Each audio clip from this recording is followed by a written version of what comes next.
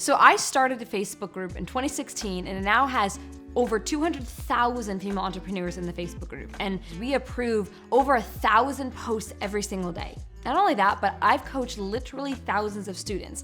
And here's the number one thing I've noticed. Your content sucks. It really does. And what I want to do is talk about why it sucks and how we can fix it. So this goes for your videos, it goes for the words that you write, the videos that you create, the reels that you create, the Canva graphics that you create. Most of it, 99% of your content sucks. And here's what Johnny said. He's my video editor and we were kind of scripting this video and the way he summed it up was perfect. And I just want to literally read it because I don't think we're going to say it better than this. When we say it sucks, here's what we mean. This is a one-sided transaction when I look at your content. You've given me nothing and you're expecting me to give you something in return. So in other words, because you don't get how content works, you've provided nothing of value and you're expecting people to follow you, subscribe to you, buy from you. So what we have to do is we have to learn how to actually create reciprocity, create content that actually gives value, not the value you think, because most people don't understand how value works. You need to give real value so that people actually follow you, be loyal to you, and then buy everything you put out. And that's what I want to talk about in this video. Here's the thing, if you don't want your content to be a total and complete waste of pixels, meaning it's a waste of your time to create it, because let's be real, when you create content that isn't valuable, not only is it wasting your audience's time because it's not really helpful to them, but it wastes your time because you're creating all this content that really doesn't help people. So what do we do? What do we need to do in order to create content that isn't a total waste of pixels? You need to think thoughts and then take those thoughts and put them into content. Most people do this on a subconscious level, but what they'll do when they go to create content is let's say they're gonna create some reels. They'll pull up reels, they'll start scrolling through their Instagram feed, and then they'll get ideas, they'll get inspiration, and they go and they create content. What you don't understand is happening on a subconscious level is you are, without even realizing it, regurgitating, repeating, recreating the same content over and over again. And that's why you're creating content that really nobody gives a shit about. Instead, what you need to do is have authorship over your content. You start from a place of thinking, and then you go create the content. You don't start from a place of consuming other people's content and then creating, because that's how we get all this content that I'm constantly reviewing that constantly looks, sounds, feels, is the same. So what we do whenever we go to create content, for example, for these YouTube videos, we sit down and we think thoughts. We don't watch other people's YouTube content. We're not looking at other channels. We literally think thoughts as a collective group. We ask questions. We almost do like an interview style. We talk about what's happening in our industry. We talk about things that have come up in my Facebook group during the week. We sit down and we think thoughts and have ideas, and then we take those ideas and turn them into videos. And that's why our videos do so well. That's why they are not only good in terms of views, but they're great in terms of buyers. We create a ton of buyers from our YouTube channel because we're actually thinking thoughts and then creating content.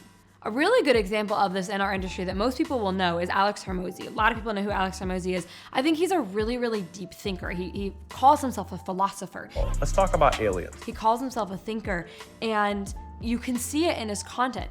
He's the originator of so many new ideas, so many new things, and he's gotten extremely popular recently because of the content he's created, and it all starts from a place of, I know he thinks. He does it very uniquely, and yet it's solving problem after problem after problem after problem for new entrepreneurs. So instead of consuming content before you go to create your own content, here's what you should do. Turn off all your distractions, turn off all your screens, get some coffee, remove yourself ideally from your home. I don't like to think my thoughts at home if I can help it. Sometimes I just need to because that's how it goes.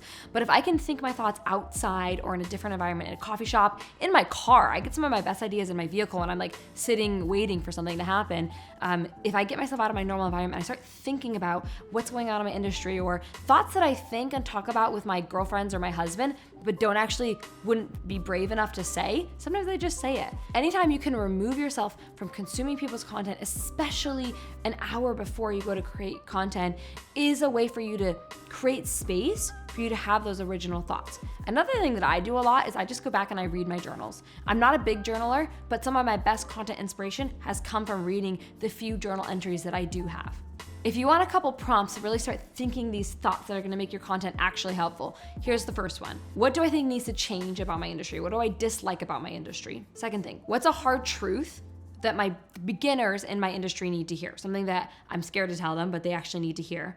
And the third thing is, what is something that's happened that's made me choose the career path that I'm on that I should share. So like part of your story. I find that some of my content, when I tell it through the lens of my own story and I can be vulnerable. For example, a lot of you guys know the time that I was checking out at the grocery store and I didn't have enough money to buy all the groceries that I wanted to buy. So I had to put some back and I had to like put these blueberries back and I didn't get to check out with blueberries. And there was this pivotal moment where I'm like, I am going to figure this money thing out. I can't do this anymore. And so that's part of my story. And it always does really well because I'm solving a problem, talking about, really inspiring people with my story. That's the problem I'm solving there. But I'm also providing practical information by answering the other two questions. So literally last night, I was in my bubble bath watching reels and I came across this one. I think it sums up exactly what I want to say. If you don't have ideas, read. If you have ideas but can't articulate them, write. If you have ideas and the clarity to execute, build. Expand, organize, and focus your mind until your craziest ideas become reality. If you don't have ideas, so good. Not only does this reel really illustrate my point, but this content creator, Dan, is a really good example of somebody who thinks and then creates content.